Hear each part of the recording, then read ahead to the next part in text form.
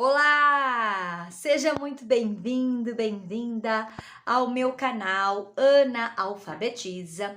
Para você que não me conhece, está chegando hoje por aqui, eu sou a Ana Cláudia Fantin, professora, alfabetizadora há mais de 17 anos da Rede Estadual de São Paulo, e o meu propósito com este canal aqui é compartilhar saberes para que você possa ser cada vez melhor para os seus alunos na hora de alfabetizar.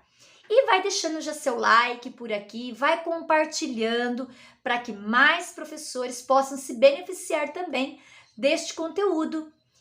O assunto de hoje é um assunto bem polêmico, muito discutido em nosso meio, que é a questão da leitura fluente. Por que será que nós temos que ter uma leitura fluente e como é que ela acontece? Então, se você já gostou do assunto, fica até o final, que eu tenho certeza que você não vai se arrepender.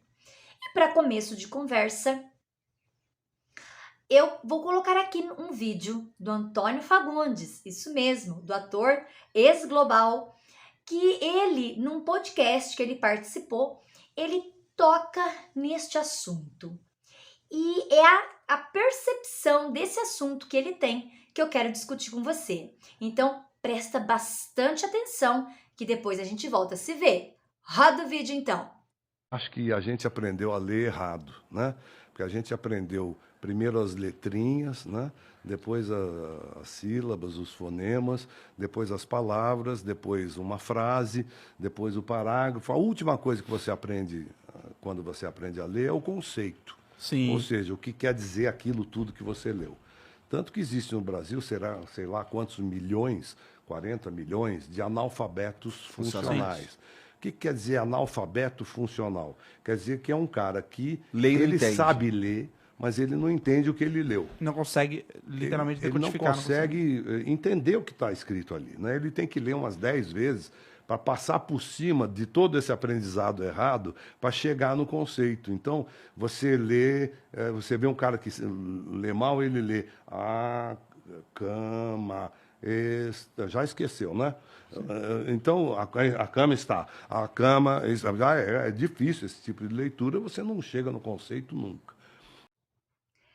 Muito bem. Viram então como é que ele aborda a questão da leitura? Primeiramente, ele trata de um método tradicional de leitura, de um aprendizado tradicional.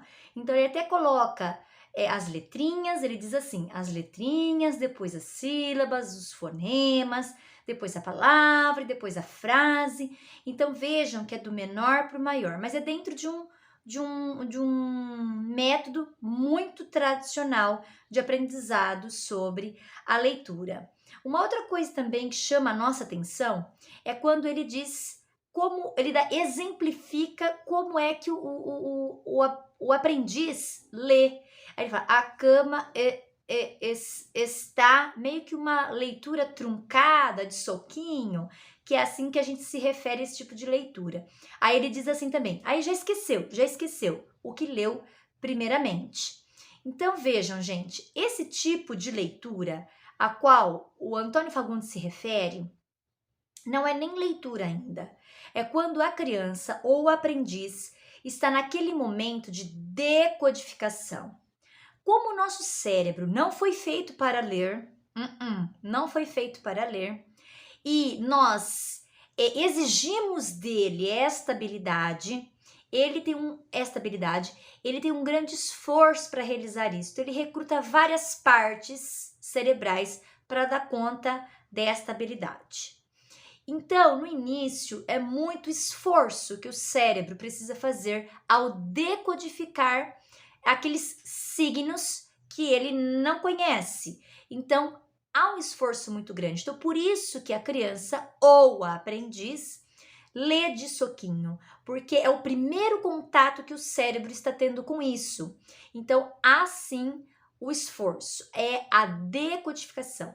Por isso que é necessário haver treino na leitura, certo?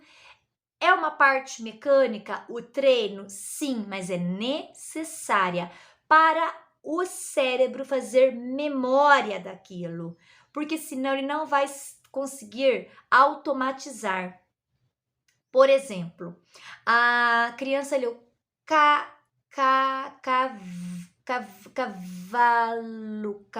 cavalo. Pronto, o cérebro então reconheceu. Uma próxima vez que ela ver cavalo, o cérebro já gravou. Então a leitura vai ser mais automática, mais rápida. E se ela ler outra palavra que também comece com K, o cérebro também já reconheceu.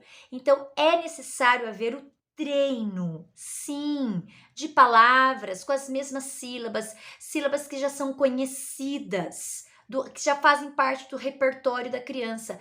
Treinar, sim, para fazer memória, para ganhar agilidade nessa leitura. Então, é esse o processo de uma leitura fluente. Dar espaço para o cérebro, não se esforçar tanto para depois haver a compreensão.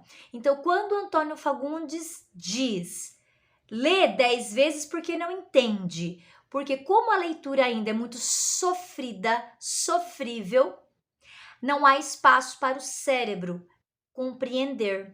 Então, se há o treino, se essa leitura já está mais automatizada, mais fluida, sobra espaço para a memória, sobra espaço para o cérebro trabalhar agora a compreensão.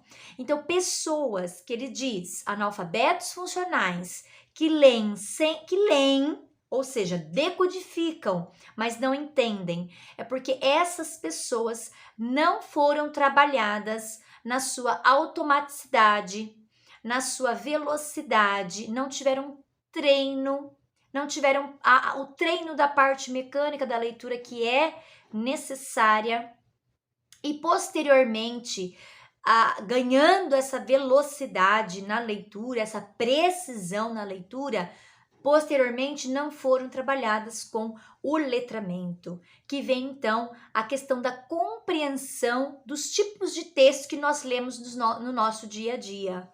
Então, é algo complementar, se complementa. A criança, o aprendiz, ganhou fluência na leitura, ele precisa então trabalhar com a variedade textual. Como é que eu leio os textos do meu dia a dia? Então, decodificou, ganhou velocidade, a leitura já está fluente. Vamos então agora para a questão do letramento. Como que eu leio os textos do uso social? Será que ao ler uma carta é a mesma coisa, são os mesmos procedimentos que eu uso para ler uma receita culinária? São os mesmos procedimentos que eu uso para ler uma notícia de jornal? Então vejam que isso é muito sério. Nós, professores, temos que ter domínio desses conhecimentos, como fazer com que a criança chegue a uma leitura fluente para depois, então, ela ter a compreensão daquilo que se lê. Antônio Fagundes está coberto de razão, porém, ler não é apenas decodificar. Decodificar é uma parte do processo da leitura, mas que vem se complementa com a questão do letramento. Então, ele ressaltou algo muito importante nas nossas questões educacionais, que é a leitura, e por isso nós, professores, temos que cada vez mais dominar e aprofundar nesses conteúdos, nesses saberes, para que nós não sejamos produtores de pessoas, de crianças analfabetos funcionais. Gostou então? Fica ligadinho aqui no meu canal que tem muito mais assuntos sobre alfabetização que eu tenho certeza que vai ser de grande relevância para o seu trabalho. Até mais, tchau, tchau!